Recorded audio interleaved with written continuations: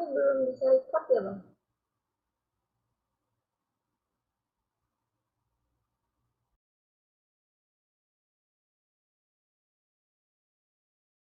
Si Ranggi nggak tahu di sini nggak bisa cek untuk allow recordnya.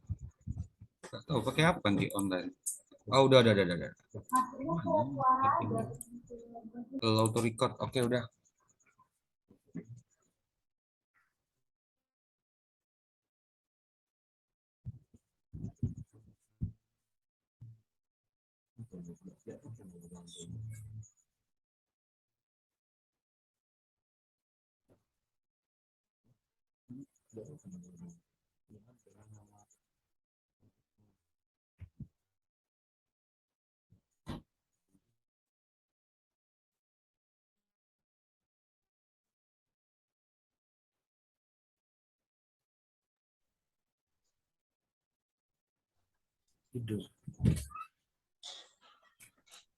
Oke, agenda.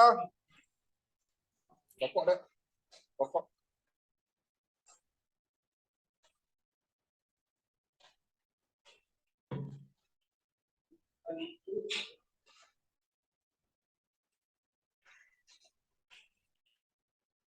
Agenda ya, agenda.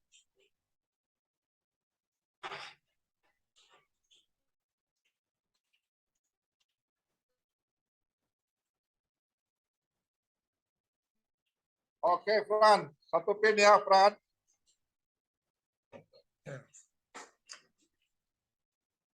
Itu agenda kapan itu? Minggu depan ini. Ini agenda minggu depan, Frans. Agendanya kalau di silabus teori perdagangan internasional 2 Pak. Kita masih sebelumnya satu yang standar, yang comparative advantage, Ricardian model.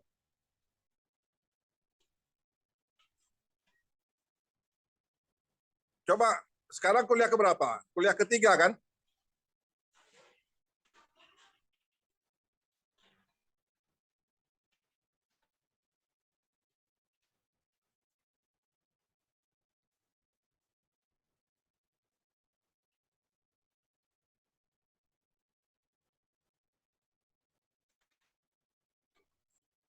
PPT yang sebelumnya, PPT yang satu lagi.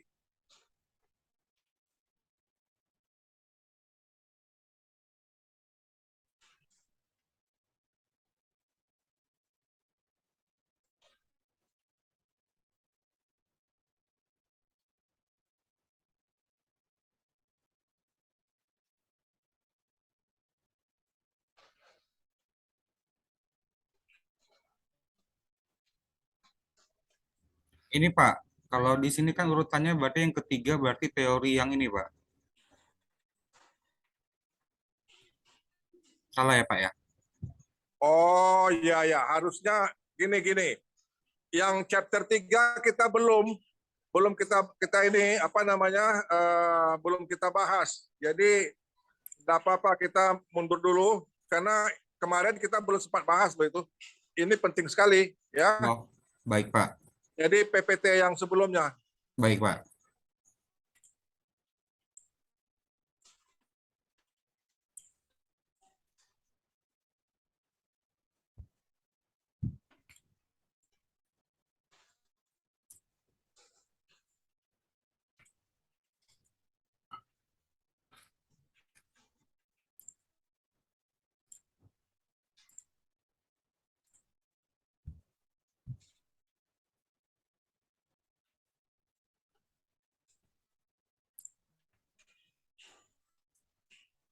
Slide-nya sudah saya kirim kalau nggak salah itu. Slide-nya. PPT-nya sudah saya kirim. Coba buka PPT-nya.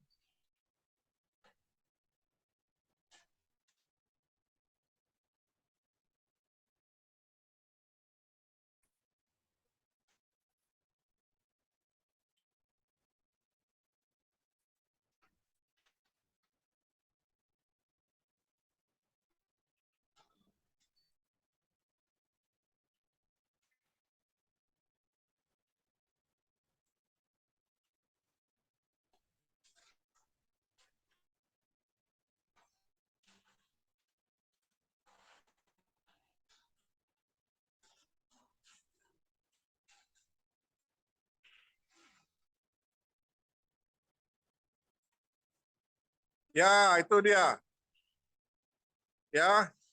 Nah, oke.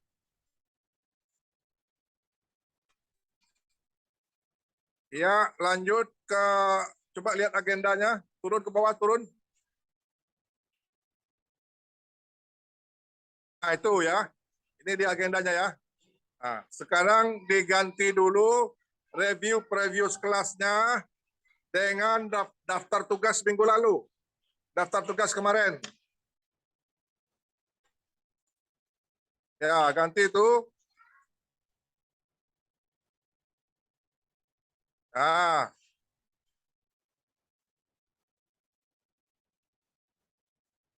ya.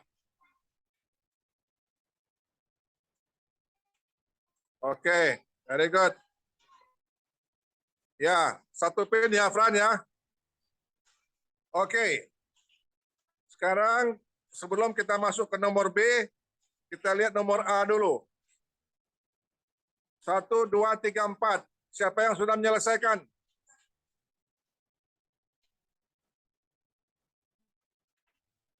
Jangan dihilangkan Fran. Tetap tadi.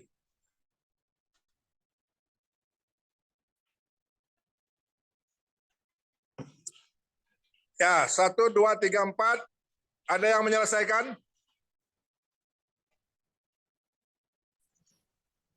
Ada yang bikin?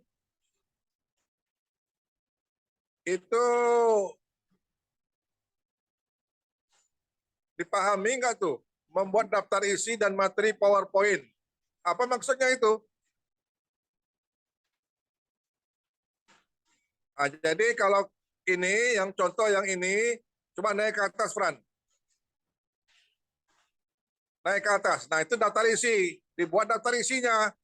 Slide 1 isinya apa, slide 2 isinya apa, slide 3 isinya apa. Begitu juga untuk PowerPoint berikutnya ya. Setiap PowerPoint itu saya minta mengisi daftar isinya. Ya, tuh this content will be drafted by student. Konten ini, daftar isi ini dibuat oleh mahasiswa. Ya, ada yang bikin nggak? Nggak ada. Oke. Turun, Fran, turun. Nggak ada yang bikin. Oke lah. Ya, terus evaluation sheet, general guideline-nya itu ada diterjemahkan nggak? Itu HW evaluation sheet, ada kan general guideline-nya? Semuanya masih berbahasa Inggris. Ada diterjemahkan nggak? Nggak ada. Ya. Nah, kemudian ini mengerjakan assignment evaluation sheet, yaitu artinya dimulai-mulai mengerjakannya ya. Nah, itu mengisi data tabel lampiran soal nomor 1. Soal nomor 1 apa? Nomor 1 HE, UTS HE. Lampiran soal nomor 1 UTS HE. Ada yang bikin? Bikin Pak, cuman nggak paham. Hah? Bikin, cuman buntu Pak. Yang mana? Coba tunjukkan mana.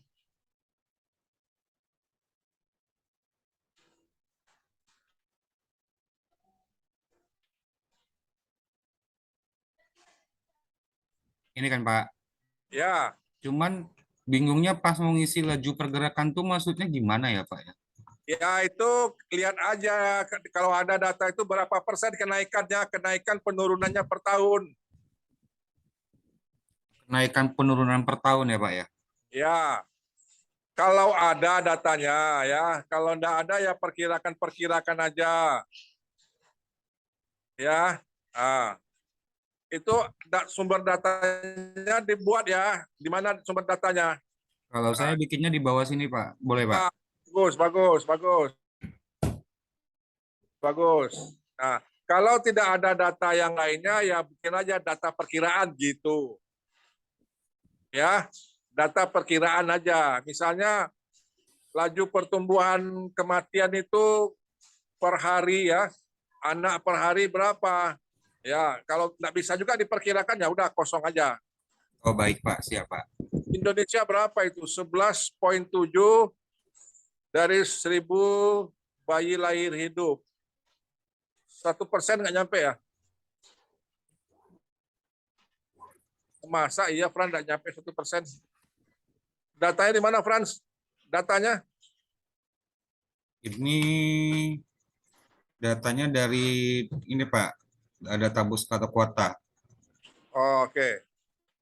Ya, oke lah. Kalau gitu datanya oke. Jadi 11, berarti 1/1000 ya? Iya Pak. Satu per mil ya? Oke, ke atas lagi. 1/1000. Tapi dunia 5 juta dari berapa? Ya udahlah, 5 juta aja, enggak apa-apa. 5 juta anak meninggal per hari. Betul itu, Fran? Data dari mana itu? Per tahun Pak. Oh, per tahun. Ya, karena kan saya bikin tahun 2021 Pak. Oke, kalau gitu jangan apa, jadi bukan seolah-olah tahun 2021, di tahun 2021 5 juta anak meninggal per hari. Siap Pak. Nah, berarti itu per tahun. Nah, ya udah. Ya rata-ratakan aja 5 juta dibagi 360. Ya kan? Iya Pak. Itu manusia, bukan itu yang meninggal tuh, Frans. Manusia Pak, bayi di bawah 5 tahun Pak. Waduh, capek-capek bikinnya meninggal ya. Karena untuk populasi anak meninggal ini banyak kategori Pak. Ada yang di bawah 5 tahun, ada yang neutral, ada yang baru lahir meninggal gitu. Yang saya ambil yang di bawah 5 tahun. Ya itu ditambahkan aja lagi. Tambahkan aja misalnya 5 juta per tahun di bawah 5 tahun, di bawah balita gitu. Terserah lah dibikin ya. Baik Pak. Nah, ini kerjain bareng-bareng. Tinggal ketik aja di internet itu atau tanya ChatGPT, ya berapa yang dapat aja lah. Supaya kalian punya gambaran juga dunia dan Indonesia ini kayak apa gitu loh. Ya, Ya Pak. tingkat suhu bumi itu gampang aja tuh. Kalau nggak salah sekarang 1, berapa gitu. Lupa saya. Sekarang udah naik juga nih. Nggak lama lagi, pokoknya kalau di atas 2, saya lupa persisnya, di atas 2,1 atau berapa, mencair deh itu es di kutub. Ya, nah, cepat-cepatlah bertobat. Ya, oke. Oke, itu aja ya, diteruskan aja, gabung-gabung aja ya mengerjakannya. Siapa nyari ini, siapa nyari ini gitu ya. Jadi jangan satu orang semua. Oke Pak. Oke, tinggal ketik aja, ketik di Google berapa itu atau ChatGPT. Itu aja. Kalau nggak ada ya nggak apa-apa. Oke, kembali ke PowerPoint.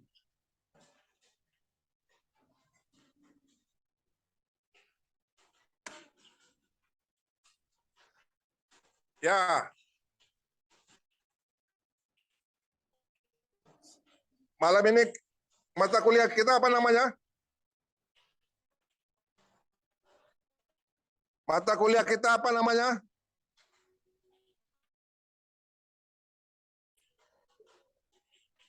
Mata kuliah kita apa namanya?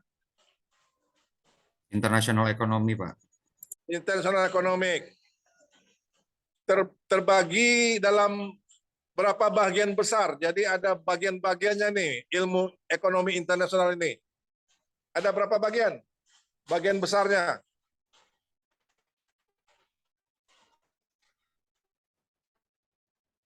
Ada berapa rumah di dalam ilmu internasional ekonomi ini?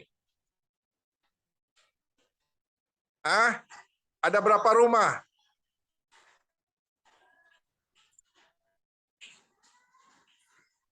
Christian? Ada berapa kamar? Ada berapa kamar di dalam ilmu ekonomi internasional ini? 3, Pak. Berapa? 3, Pak. Ya, bagus. Apa-apa aja tuh? Teori perdagangan internasional 1, 2, 3. Teori perdagangan internasional 1, 2, 3. Oke, terus? Terus? Apa lagi? Udah bagus tuh. Satu lagi, apa lagi? Dua lagi. Tapi tiga tadi. Dua lagi apa? Skala ekonomis dan internasional bisnis, Pak. Oh, bukan. Satu perdagangan internasional. Dua apa? Itu berarti arus barang. Kebijakan perdagangan internasional. Itu masih perdagangan internasional. Itu masih wilayah perdagangan internasional. Satu lagi apa?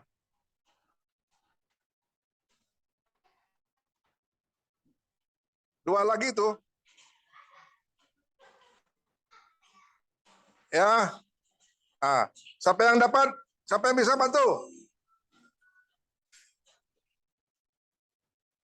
Siapa yang bisa bantu? Oke lah, saya tetap kasih Christian satu pin. Satu bagiannya adalah perdagangan internasional. Jadi di dalam ilmu ekonomi internasional itu ada bagian-bagian ilmunya lagi, subnya, yaitu ilmu perdagangan internasional. Yang kedua, ilmu keuangan internasional. Kalau perdagangan internasional itu kita mempelajari arus barang ya, arus barang, fisik barang ya, barang dan jasa ya. Kalau uang, arus uang itu ilmunya keuangan internasional. Keuangan internasional. Satu lagi adalah migrasi ya, people migration ya, arus orang ya, tetapi tidak termasuk turis. Arus orang itu adalah orang yang relatif menetap ya, yang bekerja di luar negeri itu termasuk ya. Tapi kalau turis itu termasuk ke dalam perdagangan internasional, itu pariwisata ya. Jadi ada tiga bagian besarannya. Nah, kita hanya mempelajari dua aja, yaitu perdagangan internasional dan keuangan internasional. Buku Krugman juga itu hanya membahas dua aja. Ya, itu chapter 1, bagian 1, bagian 2 di buku Krugman, perdagangan internasional, bagian 3, bagian 4 itu keuangan internasional. Sudah? Nah, sekarang apa sih pertanyaan-pertanyaan pokok yang harus dijawab oleh ilmu perdagangan internasional? Internasional ini kita bahas sampai UTS ya. Sebanyak 7 kali kuliah ya. 7 atau 8 itu. 7 kali kuliah sampai UTS. Setelah UTS kita membahas, kita masuk ke keuangan internasional ya. Ilmu keuangan internasional. Nah, sekarang kita masuk ke perdagangan internasional. Perdagangan internasional, apa aja sih yang akan dijawab? Apa pertanyaan-pertanyaan pokok yang akan dijawab oleh ilmu perdagangan internasional? Apa fundamental explanandanya? Ayo, 2 pin. Siapa yang bisa jawab 2 pin? 2 pin. Ayo.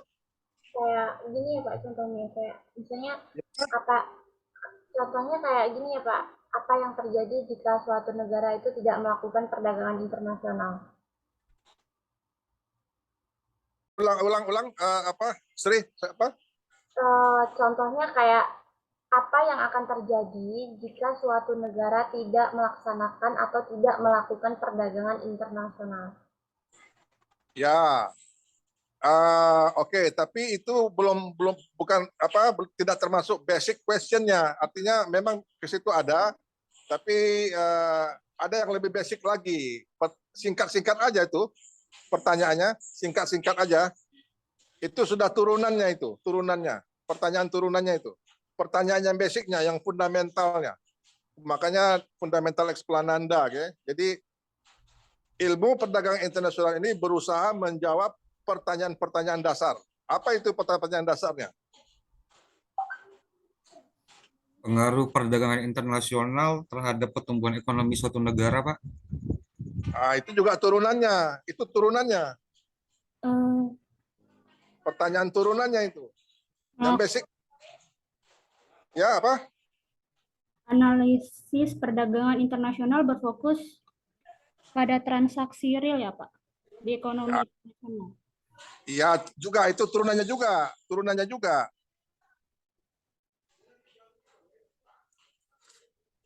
Ayo, 2 pin lo.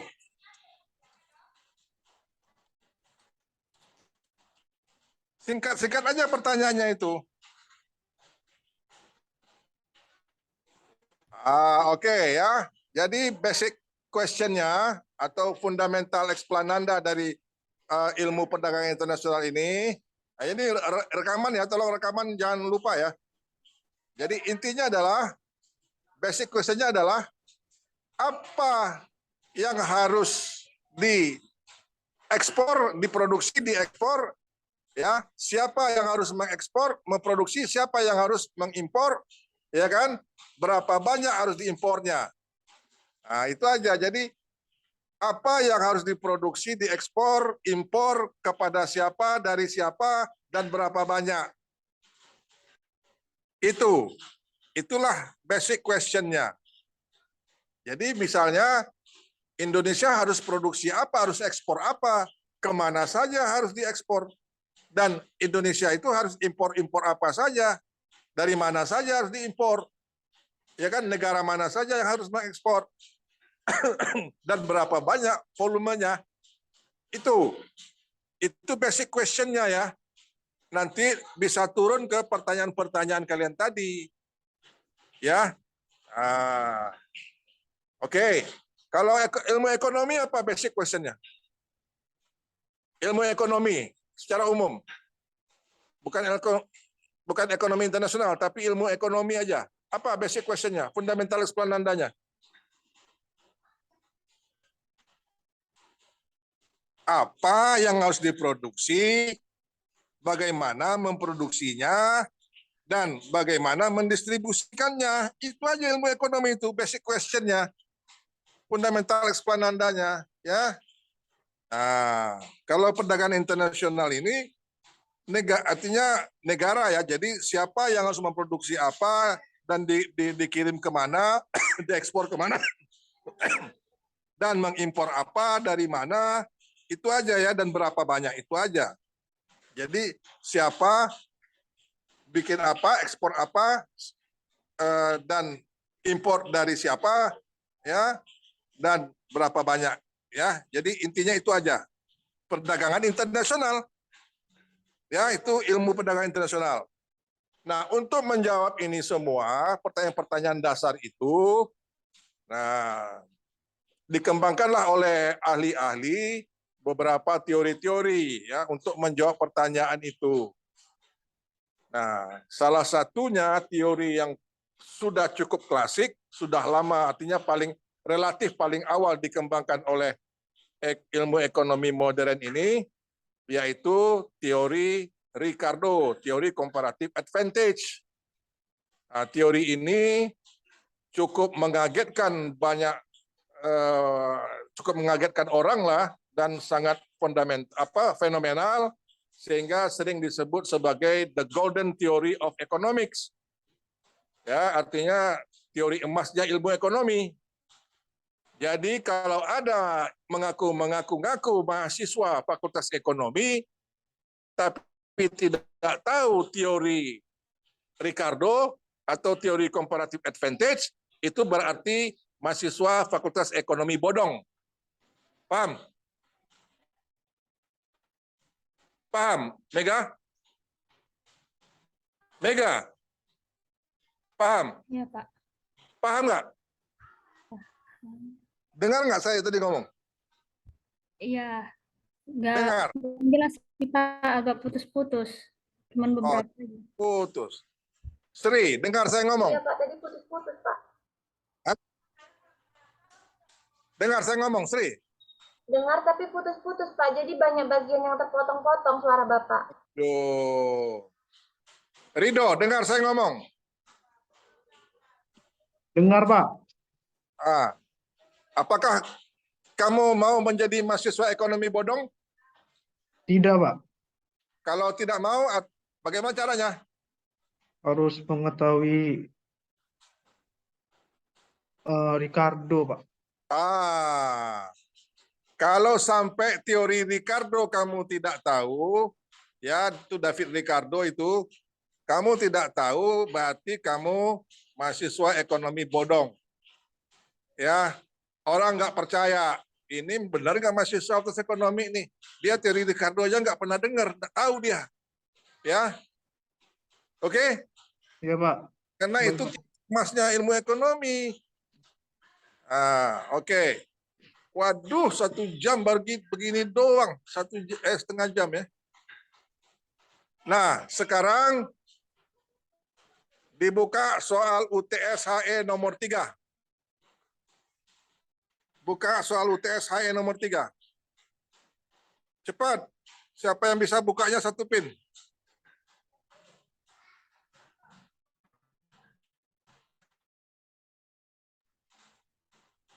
Soal UTS HE nomor 3.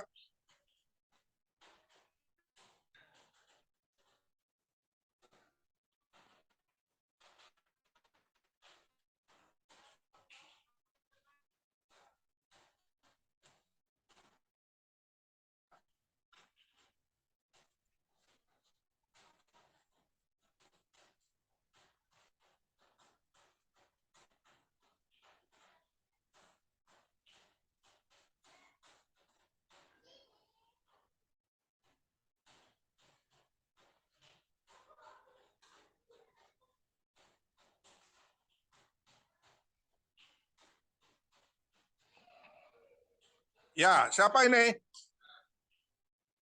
Siapa ini? Ya, Pak. Frans. Satu pin Frans. Oke. Sekarang baca soalnya dan jelaskan soalnya ini ya. Yang paling penting sekarang jelaskan dulu tabelnya. Tabelnya coba tabel ke bawah. Tabel. Ya, itu dia, tabel 30. Baca dan jelaskan tabelnya itu ya. Saya kasih waktu 5 menit. Baca. Oke? Saya mau ke belakang dulu sebentar. 5 menit, nanti jelaskan tabelnya. Yang tidak bisa menjelaskan tabelnya, nampaknya agak berat itu.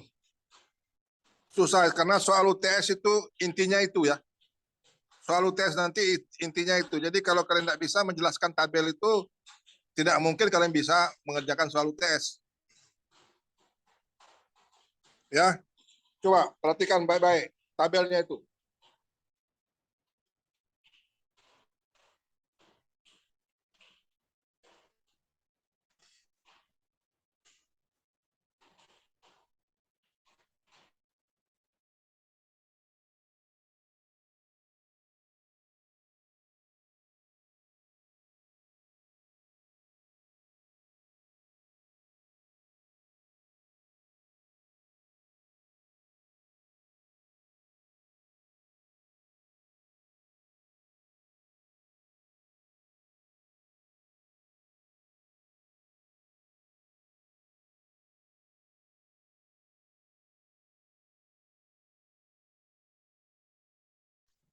Kamu nanya?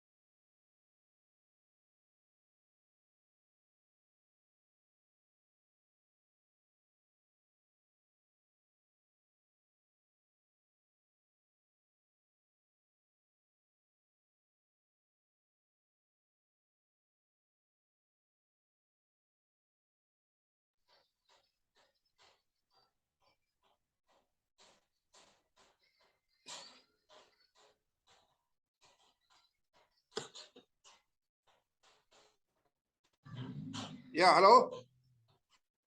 Halo.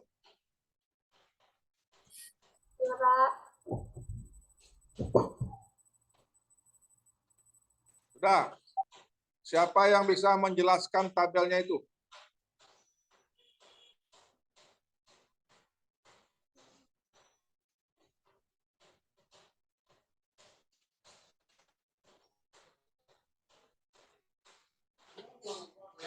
Tiga pin deh, 3 pin. Kalau bisa lengkap menjelaskannya 3 pin.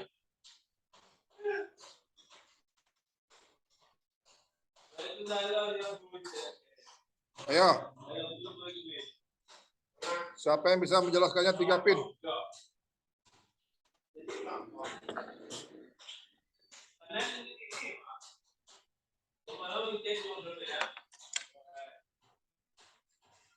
Ada?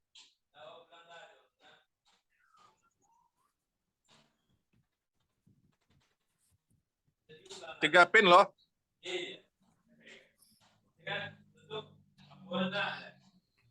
Franz. Izin menjawab Pak, mencoba menjawab kemungkinan. Oh, very good. Jadi tabel ini, ya Pak. Kalau lengkap jawabannya 3 pin. Kalau lengkap penjelasannya 3 pin. Dicoba ya Pak ya. Ya. Jadi tabel ini adalah melambangkan teori kompetitif. Nah, tadi teori komparatif gitu. Di mana teori komparatif ini beranggapan semua negara itu mempunyai, ya Pak. Comparative advantage. Ya, teori komparatif advantage, di mana teori ini beranggapan bahwa negara-negara cenderung mengkhususkan diri dalam memproduksi barang dan jasa yang memiliki keunggulan komparatif gitu. Di sini dikasih contoh ya, produksinya, ekspornya adalah cheese, keju, dan wine itu anggur. Ini harga dunianya, dan nanti hubungannya itu dengan general equilibrium atau titik keseimbangan antara produsen dan konsumen, gitu Pak.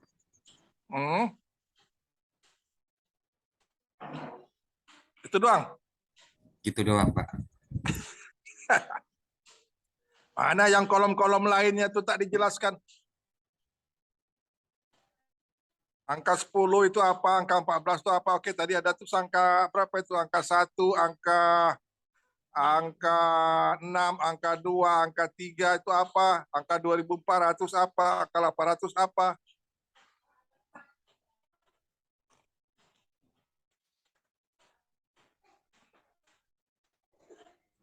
Ya 1 pin aja lah, karena mau menjawab.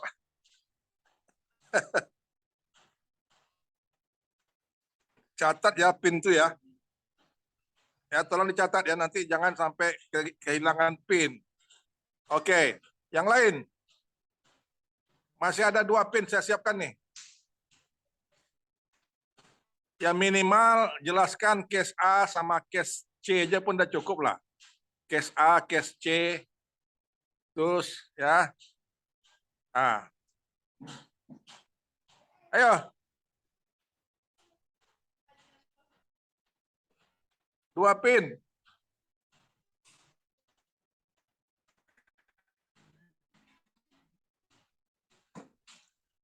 Tadi Rido, apa tadi Rido? Rido. Iya Pak. Tadi apa tadi? Kamu sebagai apa tadi?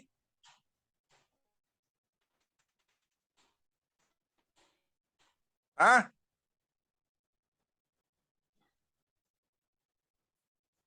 Apa tadi?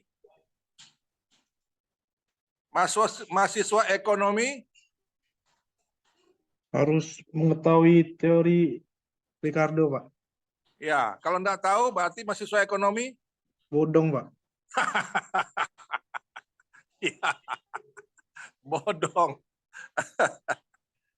Iyalah, teori ini kalau nggak tahu ya bodong ya.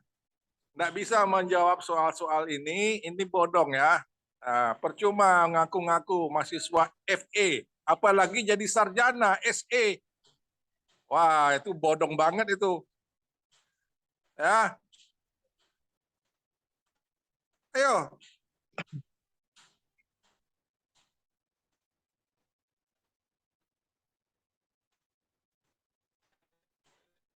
Ayo. Aduh, sudah 21 nih.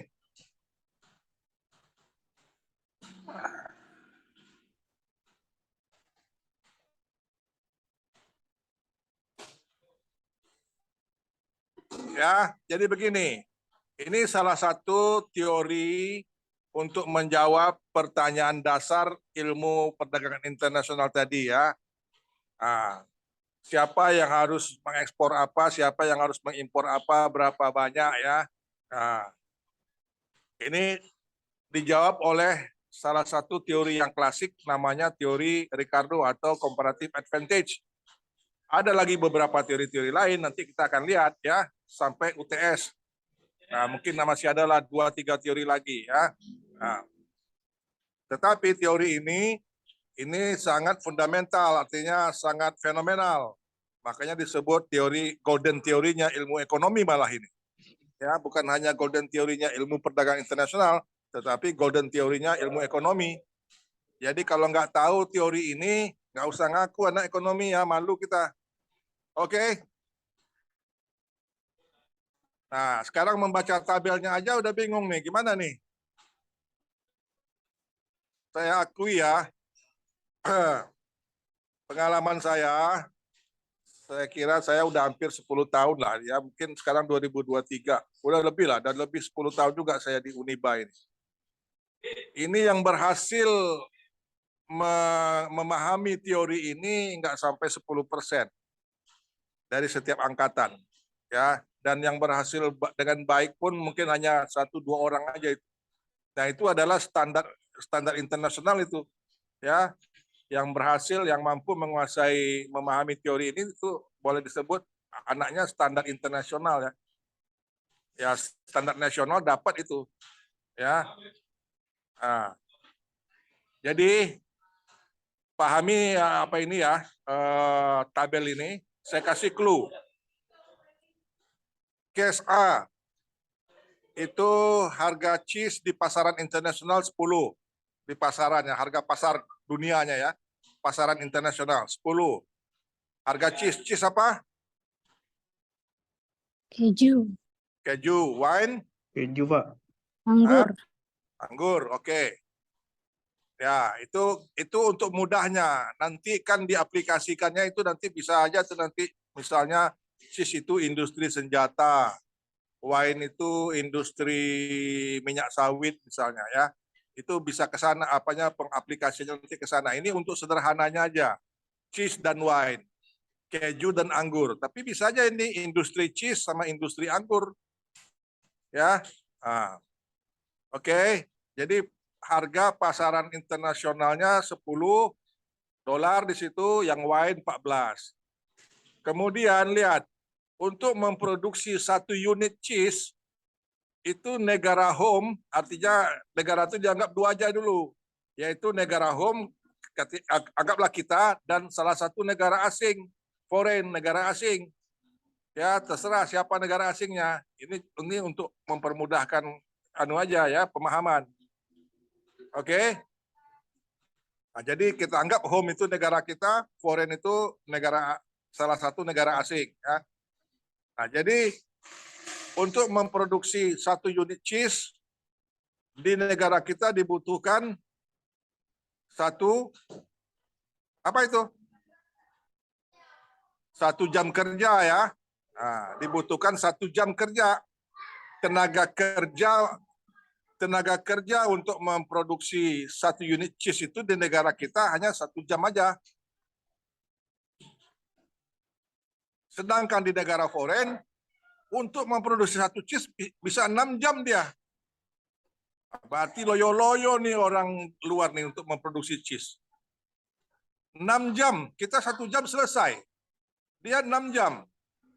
Nah, jadi cocoknya ini contohnya ya. Kalau cheese itu industri senjata, Rusia dengan Indonesia. Nah, home-nya Rusia. Rusia 1 jam bikin senjata selesai, kita 6 jam baru selesai. Katakanlah gitu ya, sederhananya seperti itu. Misalnya bikin tank, di Rusia 1 jam selesai, atau 1 hari selesai. Di Rusia, di kita 6 hari baru selesai. Kira-kira gitu. Ya. Nah, tapi ini untuk memudahkan dianggap seperti ini aja dulu ya, cheese dan wine. Oke? Nah, jadi siapa yang lebih hebat untuk memproduksi cheese? Ridho? Dalam negeri, Pak. Hah? Dalam negeri, Pak. Nah, dalam negeri untuk memproduksi cheese. Nah, bagaimana dengan memproduksi wine? Dalam Siapa negeri yang- juga, Pak. Hah? Dalam negeri juga, Pak. Nah, dalam negeri juga. Nah, jadi berarti kalau gitu luar negeri nggak ada apa-apanya ya. Ini kayak Indonesia dengan Timur-Timur kali ya. Mungkin ya. Nah, itu namanya absolute advantage. Indonesia memiliki absolute advantage. Ya. Tapi nanti setelah dihitung-hitung, tetap kita perlu berdagang dengan negara foreign, walaupun kita unggul di dua-duanya. Ya, itu nanti setelah dihitung-hitung. Oke? Nah, sekarang kasus C misalnya. Berapa jam kita memproduksi cheese? 1, Pak. 3, Pak. 3 atau case D lah, case D yang terakhir sekarang, case D, delta. Berapa jam kita memproduksi cheese? 3, Pak. 3. Negara luar? 5, Pak. 5. Ya. Nah, untuk wine berapa kita? 2, Pak. 2. Untuk wine negara luar 1, Pak. 1. Berarti negara luar apa hebatnya dia? Wine, Pak. Negara luar hebatnya wine. Tapi nanti kita lihat dulu, harga juga kita perhatikan nanti ya. Itu harganya 61. Semuanya itu nanti dihitung. Nanti baru setelah dihitung ya, baru ketahuan siapa yang harus produksi apa, berapa banyak, dan siapa yang harus impor apa ya. Nah, itu total labor hours available itu apa? 2.400 itu apa? Hah? Ayo, yang lain juga boleh jawab. Total jam tenaga 2.400 apa? itu total jam tenaga kerja yang Hah? tersedia ya, Pak? Ya, total jam kerja yang tersedia 2.400. Di negara home 2.400. Kalau seandainya negara home itu ingin, nih lihat kasus D tadi. Kalau misalnya negara home atau negara kita ini ingin membuat cheese semuanya, berapa banyak dapat cheese?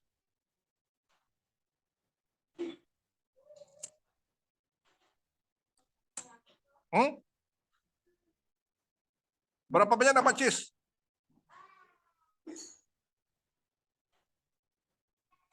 Ayo semua. Kita punya 2.400 jam. Kasus D itu kasus D. Nah, kita mau bikin cheese semuanya. Kita pakai semuanya waktu 2.400 jam itu. Berapa banyak cheese yang kita bisa buat? 800, Pak. 800. Very good. Kalau negara foreign, berapa banyak dia bisa bikin cheese? Sekitar 266, Pak. 800 dibagi? Salah. 160, Pak. 160. Ya. Oke. Udah mulai paham. Ya. Ini 2130. Sekarang saya kasih lagi 3 pin. Tunjukkan gambarnya dari buku Krugman. Modelnya, model gambarnya dari buku Krugman. 3 pin. Cepat. 3 pin.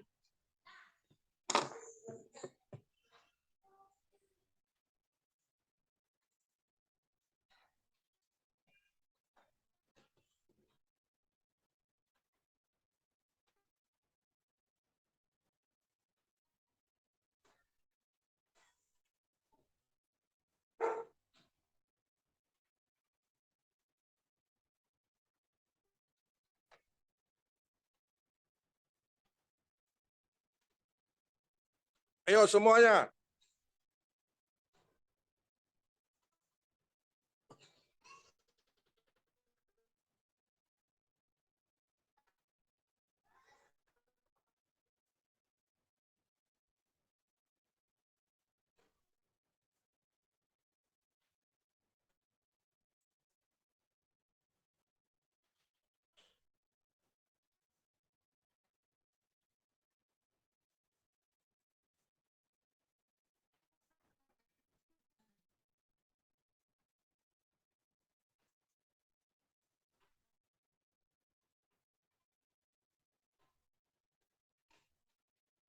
Ini kamera mati ini ada di tempat nggak nih ya? Ada Pak, lagi di perjalanan. Oke. Ini si Christian, si A, Ada Pak. jangan dimatikan kameranya. Nanti saya curiga kalian tidak ada di tempat, tidak ngerjain kalian.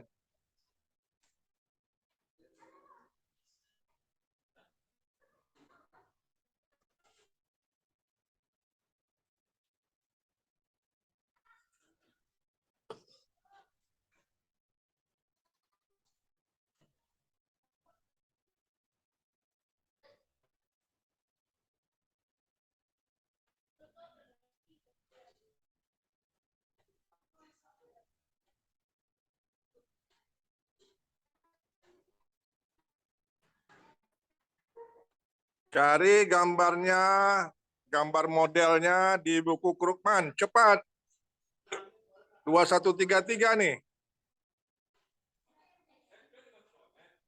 Di buku wajib kita.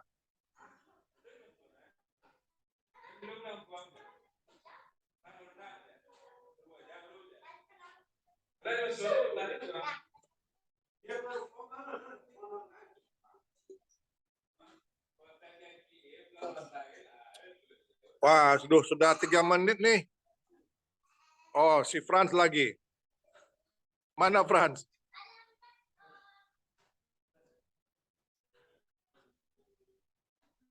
Mana modal komparatif advantage-nya? Oh, Franz curang dia pakai itu, pakai shirt pun nggak nemu juga.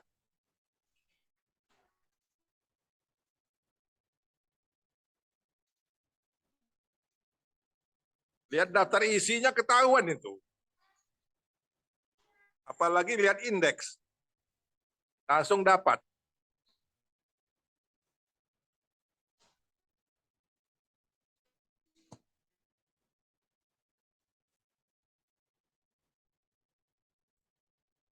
Aduh, lama.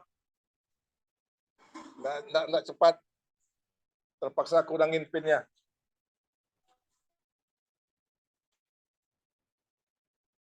Berarti ini buku nggak pernah dieksplor ya.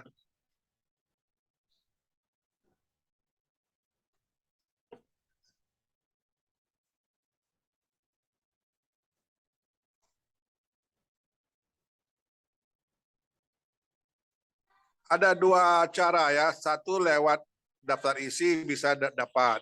Kedua mau langsung dapat bisa lewat indeks. Ketiga pakai search tadi juga bisa. Banyak caranya. Nggak juga dapat.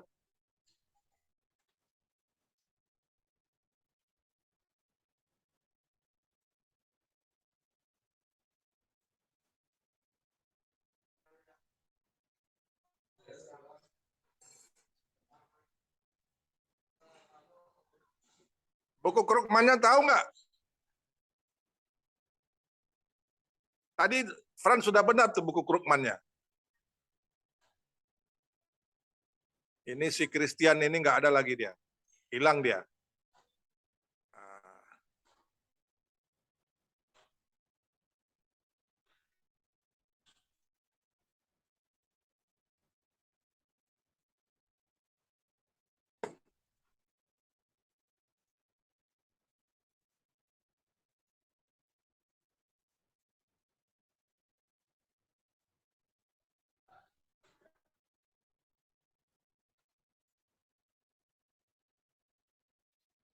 Ya, lama banget nih.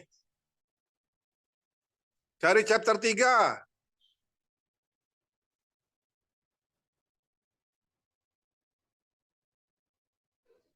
Chapter 3. Udah? Modelnya model 33 juga kalau nggak salah itu.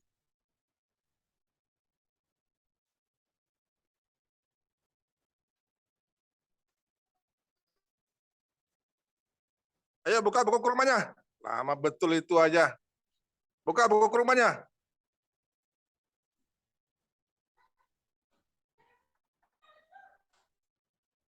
Ya itu dia. Ya. Satu pin aja lah. Udah gampang banget si Frans ini.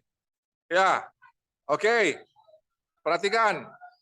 Itu dia gambarnya, modelnya. Ya. Oke, lihat, perhatikan. Jadi soal tadi itu harus kalian gambarnya seperti ini. Dan kalian harus mengasih angka-angkanya. Ya. Nanti ada lagi tambahan gambarnya sehingga menjadi 4 kuadran itu nanti itu. Ada permintaannya untuk menambah menjadi 4 kuadran. Nah, ini yang saya bilang, kalau kalian bisa menjawab ini semua, standar internasional kalian. Ya. Nah, tapi saya yakin ada yang bisa ini. Saya yakin kalau kalian pelajari baik-baik pasti ada yang bisa. Ya. Nah, ordinatnya itu apa itu ordinat? Apa ordinatnya? Ayo satu pin. Ordinatnya itu melambangkan apa? Ordinat.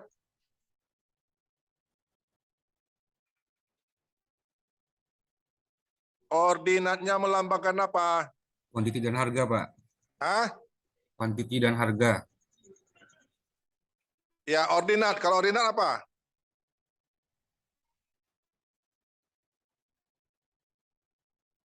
Ordinat, mana ordinat? Frans, mana ordinat?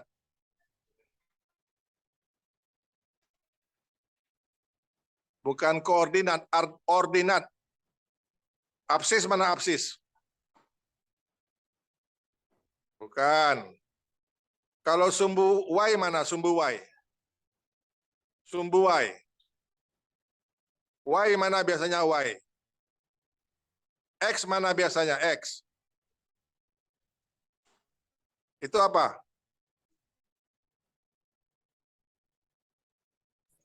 Yang vertikal itu apa? Ini X, Pak, Y. Ya, itu jadi ordinat itu yang sumbu vertikal ya, itu namanya ordinat. Kalau yang horizontal itu namanya absis. Ya. Nah, sekarang yang vertikal itu melambangkan apa? Ordinat itu. Apa yang dilambangkannya? Hah?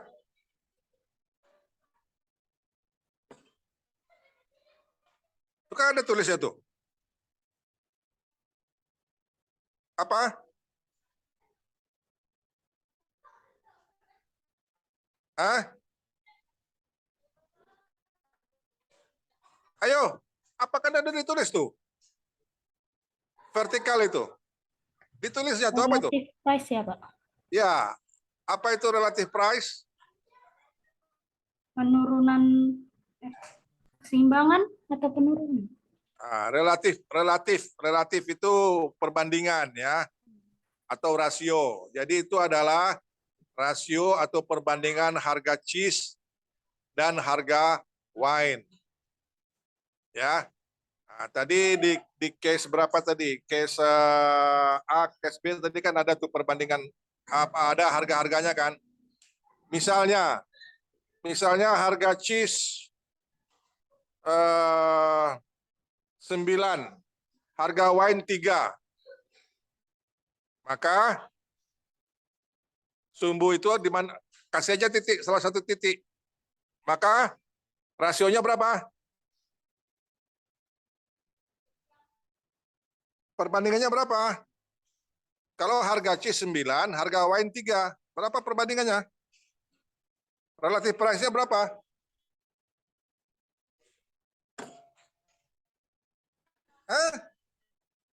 Harga cheese 9, harga wine 3, berapa perbandingannya? 3:1 atau 9:? Ya, 3. 3 ya. Rasionya 3. Ya kan? Nah, Kalau harga cheese 6, harga wine 3, berapa relatif price-nya? 2, Hah? 2-1, 2-1. Ya, 2 banding 1, 2.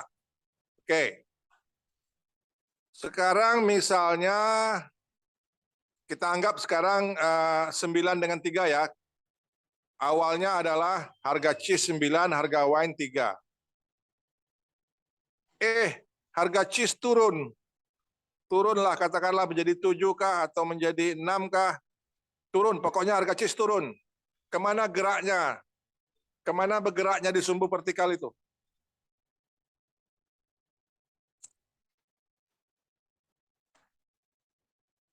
Hah?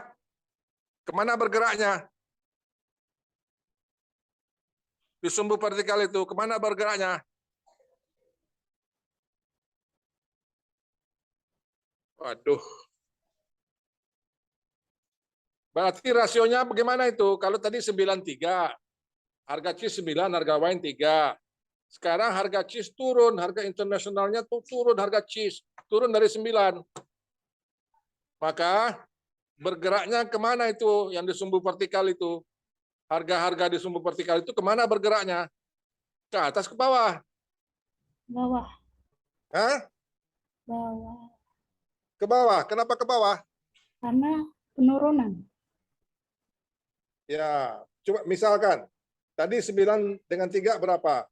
Rasionya 3. 3, Sekarang katakanlah 6 dengan 3. 2. Berarti turun. Nah, Ya. Sekarang kalau harga wine-nya yang turun, harga cheese tetap 9. Harga wine-nya turun dari 3 menjadi 1,5 misalnya. Misalnya, mana bergeraknya? Kemana bergeraknya?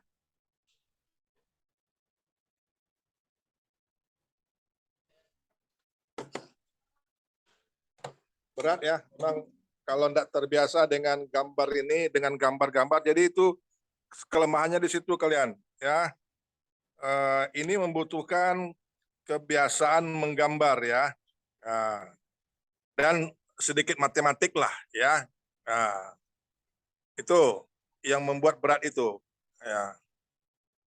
Ini dulu ya ketika saya kuliah untuk teori-teori kayak gini ya, misalnya teori mikro, teori ekonomi perdagangan internasional gini, itu bisa 5 buku itu habis, 5 buku milimeter itu. Kita disuruh gambar menggambar terus, gambar menggambar, ya kertas milimeter itu. Buku ini nanti ada sekitar hampir 100 gambar lah ya di buku ini. Nah, jadi sebenarnya ekonomi itu gambar-gambar inilah apanya, representasinya. Kita tidak bisa baca gambar-gambar ini. Ya, gimana kita bisa bilang kita orang ekonomi? Kita kuliah di Fakultas Musik, tapi tidak bisa baca not balok. Gimana kita bisa dibilang kuliah di Fakultas Musik? Ya kan? Nah, jadi kalian harus berusaha ya bisa membaca model-model. Ini namanya model. Gambar ini model. Ya, perekonomian itu digambarkan dengan model-model. Ya. Nah. Oke. Nanti kalian teruskan ya. Ini sudah 21.45. Banyak lagi harus kita bahas ini. Sekarang absisnya. Kenapa di absisnya apa itu absisnya? Absis.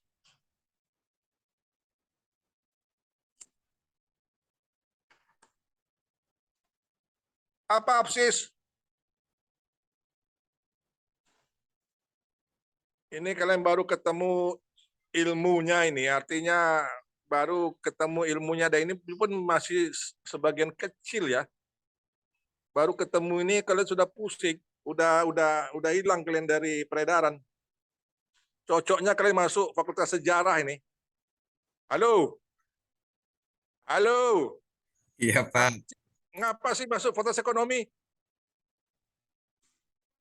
Hah? Kenapa enggak kalian pilih fakultas hukum kek, fakultas sastra kek kemarin?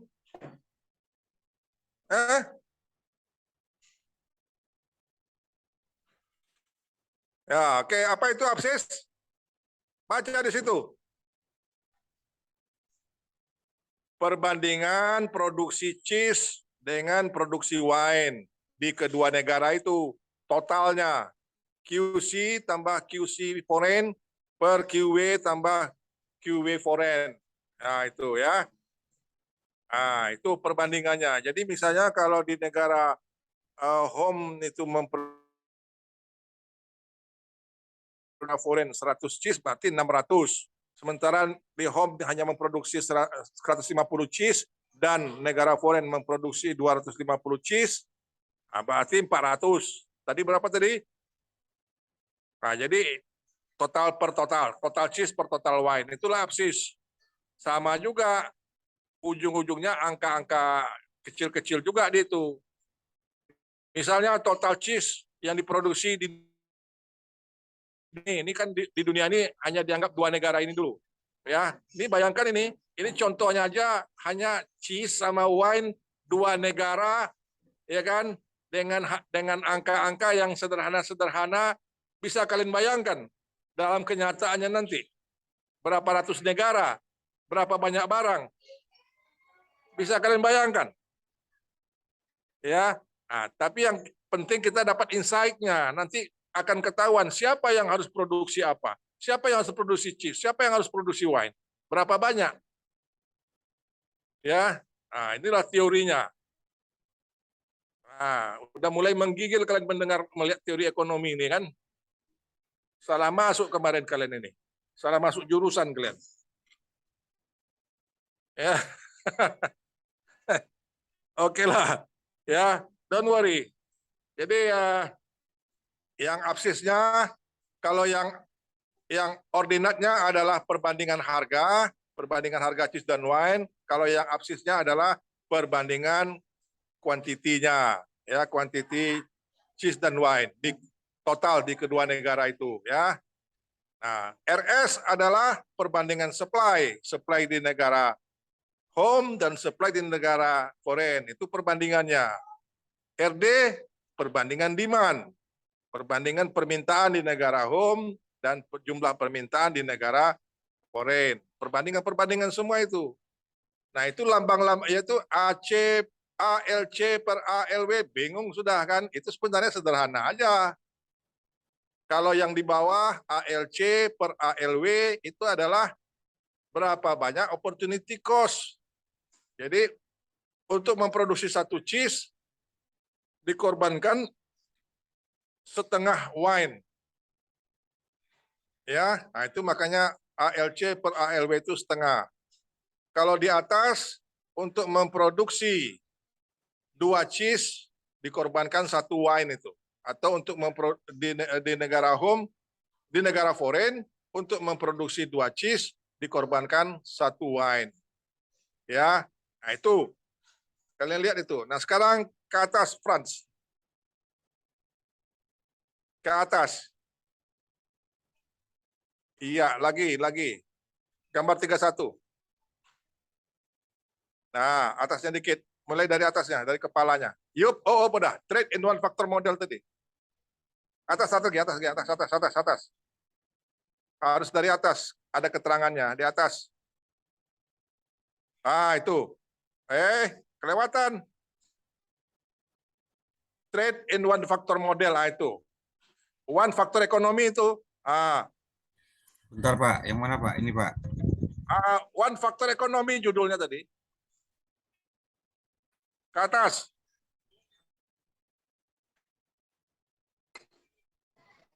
Ke atas.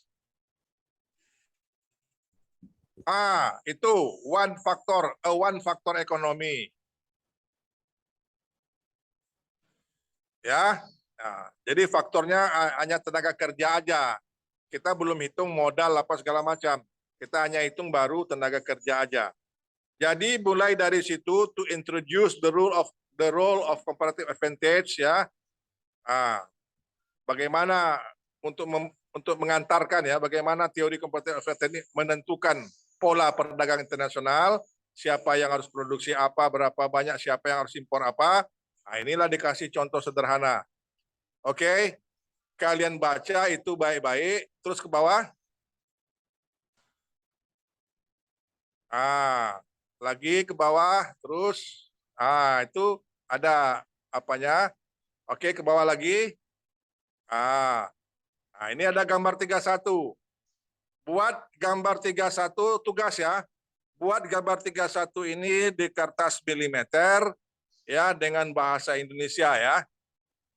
Oke, dan jelaskan artinya itu masing-masing itu apa, QW apa, QW yang pakai asterisk itu apa, LALW itu apa, L per ALW itu apa, ya. Nah, jadi gambar 31 dibuat di milimeter, gambar 32 juga dibuat di milimeter. Bawah. Gambar 32. Gambar 32 juga dibuat di milimeter, gambar 33 juga dibuat di milimeter. Itu untuk membantu kalian memahami ini sudah ada saya kirim, saya posting penjelasan ya penjelasan lebih lah itu dalam bahasa Indonesia, yaitu dalam bentuk Word. Dalam bentuk Word sudah saya kirim. Bisa dibuka nggak?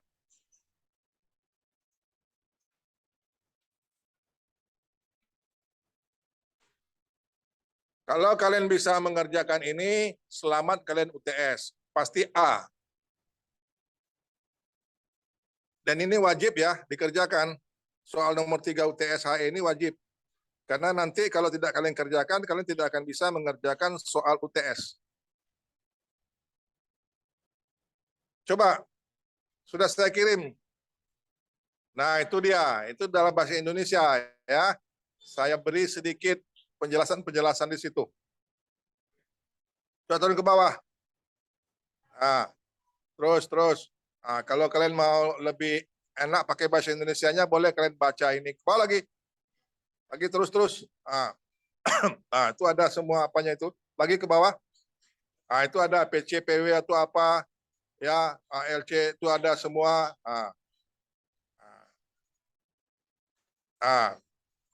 Nah ya. Itu. Jelas? Jelas, Pak.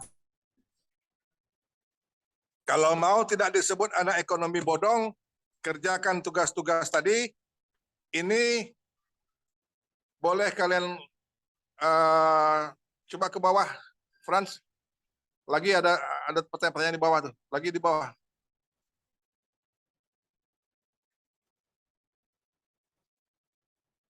Itu dia. Kalian ada pertanyaan-pertanyaan ya, silakan dihayati, dibaca, dan kalau bisa kalian jawab, dan kalau perlu kalian lanjutkan pertanyaannya. Ya. Jadi ulang, Franz, tugasnya apa? Menggambar tabel 31, 32, 33 ke dalam kertas milimeter, kemudian menerjemahkannya ke bahasa Indonesia, terus mengartikan kode-kodenya, Pak. Ya, itu kan ada di sini, itu kode-kodenya di Word ini ada. Itu ke atas tadi ada itu. Ke atas tadi, ke atas. Ke atas. Itu ada RS apa, itu ada semua tuh. Itu ada pengertiannya, maksudnya apa. Ya. Oke.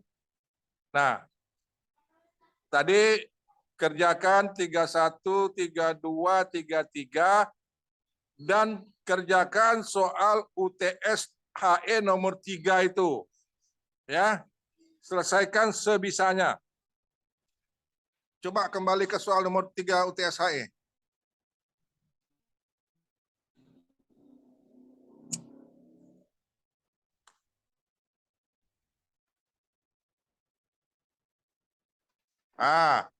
Ini ya.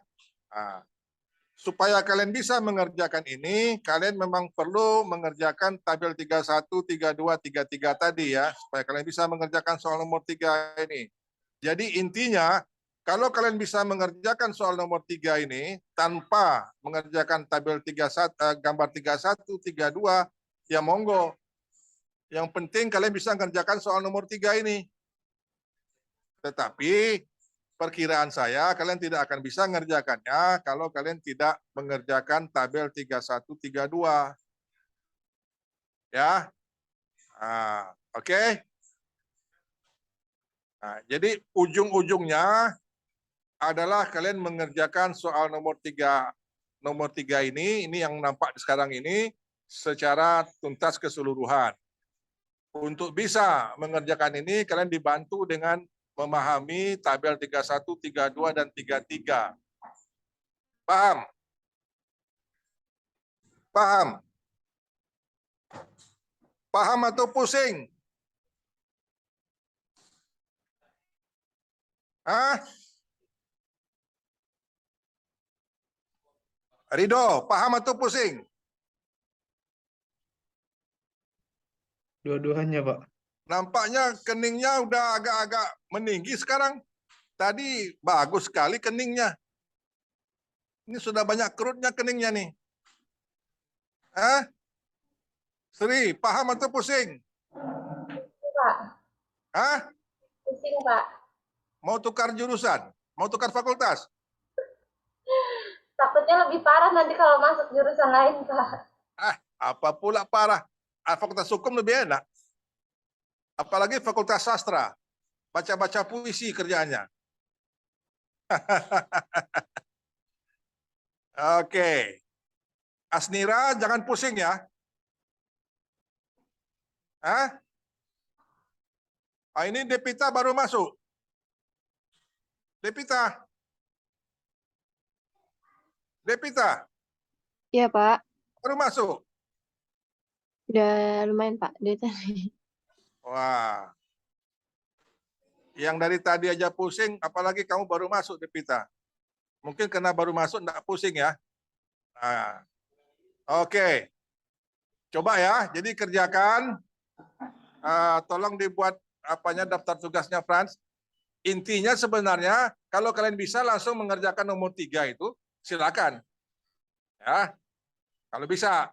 Tapi kalau tidak bisa, langsung kerjakan dulu tabel, pahami dulu.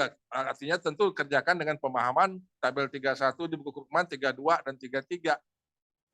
Dibantu dengan penjelasan yang saya posting di Word itu ya.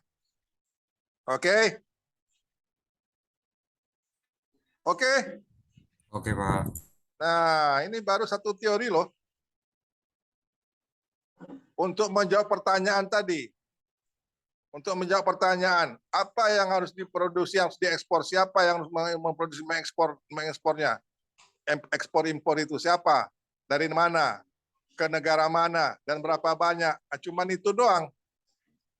Ya. Dan secara teoritis pun dibuat sesederhana mungkin. Itu udah pusing ya. Don't worry. Usahakan ya, sebisamu ya. Kalau kalian bisa, saya harapkan kalian tinggal, kalau kalian bisa ngerjain itu, tinggal kalian carilah usahakan TOEFL, dapat TOEFL agak 500, 550, 600, langsung aplikasi beasiswa. Jangan kuliah di Indonesia ini lagi. Ya, banyak bodong di sini nih, di Indonesia ini. Ya, Ridho, mahasiswa ekonomi tapi tidak bisa membaca model, kan bodong namanya. Ya enggak? Kalau kuliah di luar negeri mungkin tidak bisa begitu. Ya luar negerinya jangan Zimbabwe atau Angola, jangan ke situ. Ya. Nah, minimal ke Eropa lah. Oke, sampai di situ. Screenshot. Screenshot. Ada pertanyaan?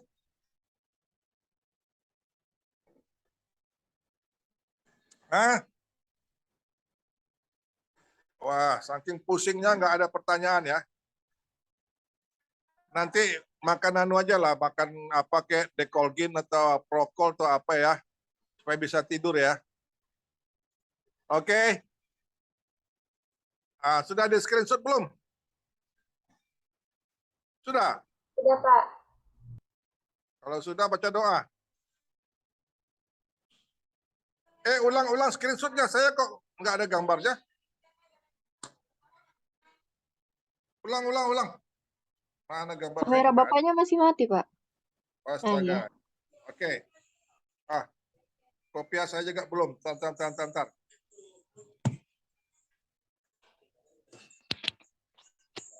Ya.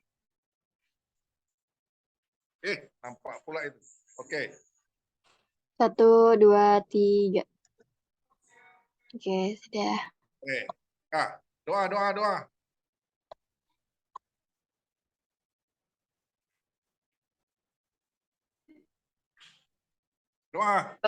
Baiklah, untuk mengakhiri pembelajaran hari ini, marilah kita bersama-sama membaca doa. Sesudah belajar.